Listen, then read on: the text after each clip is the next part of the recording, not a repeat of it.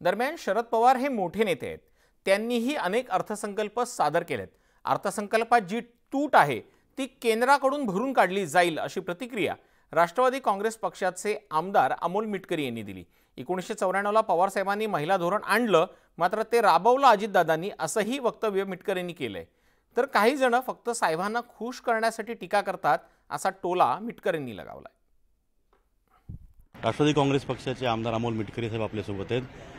मिटकरी साहेब, नुकतीच शरद पवार यांची आता पत्रकार परिषद झाली.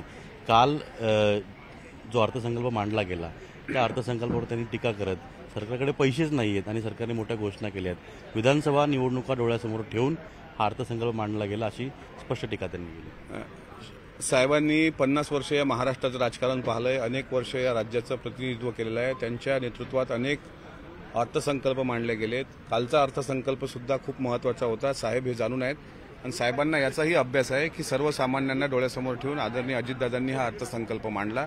मात्र काही वित्तीय तूट असेल तर केंद्र सरकारकडून त्याची पूर्तता केली जाईल असं महायुतीने कालच स्पष्ट केलेलं आहे.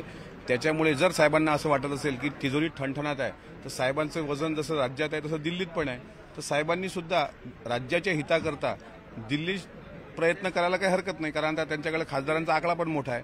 त्यामुळे राज्यावर शेतकऱ्यांवर संकट येऊ नये, कारण साहेबांना शेतकऱ्याचे नेते म्हणून आपण सर्व पाहतो.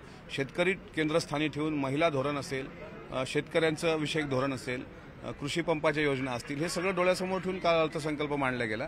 त्यामुळे साहेबांनी पत्रकार परिषदेत जे काही बोलले असतील साहेब, ते त्यांचं वैयक्तिक मत असेल, पण राज्यातल्या जनतेला याबाबत दिलासा मिळालेला आहे. पुणे गणेश घंडाटचा अजित मांढरे, न्यूज 18 लोकमत, मुंबई.